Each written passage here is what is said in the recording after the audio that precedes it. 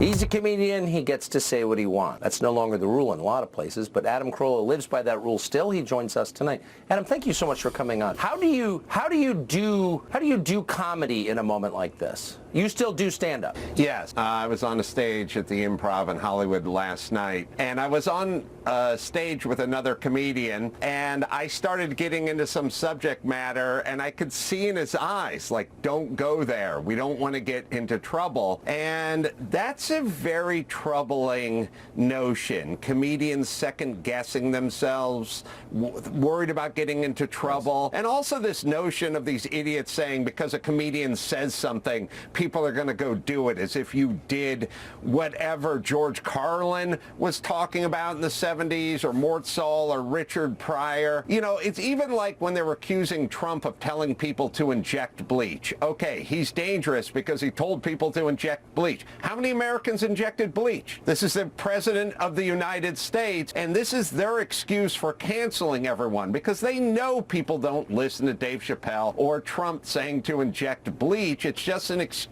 for them to have dominion over you.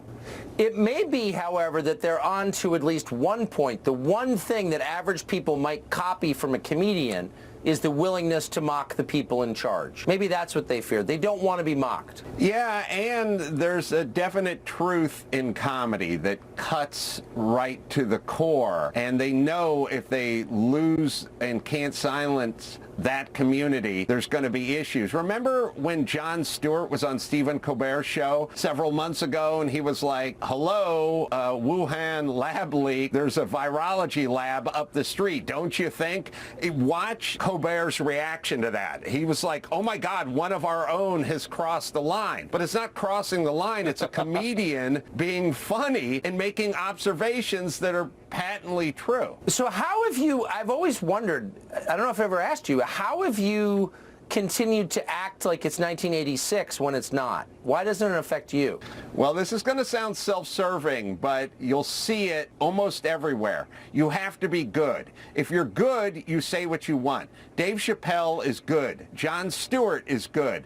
They say what they want. Most people live in the middle. If you're a journalist and you have any kind of integrity, you quit your job at the New York Times and you go to Substack. Those are the good ones. But most people aren't good. Most people are in the middle. And when you're in the middle, whether you work for a big corporation or the New York Times or Netflix, you need to keep your job. Most Americans want to keep their job over about anything else. They're not good enough, and they don't feel they're good enough to say whatever they want and do whatever they want. Well, that's a really good point. I wonder, though, when all of this ends, won't a lot of comedians be ashamed that they went along with speech codes, which are antithetical to comedy and free thinking? Comedians eat Count Chocula at 4 in the morning in a bathrobe in their living room every night. They do not feel shame.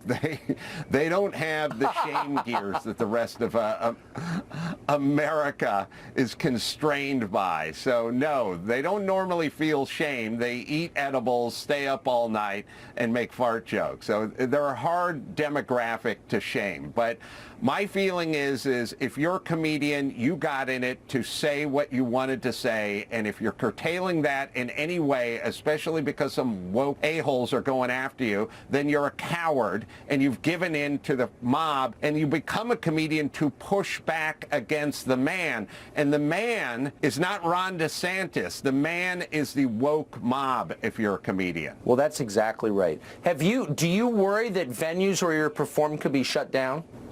No, but it doesn't mean it can't happen. I don't have a choice. I'm a comedian. I have to say what I'm thinking. Some people like it, some people won't like it, but the second that process ends, I got to go back to carpentry. Still living like it's a free country. Adam Carolla joins us tonight. Adam, thank you so much. Thanks, Tucker.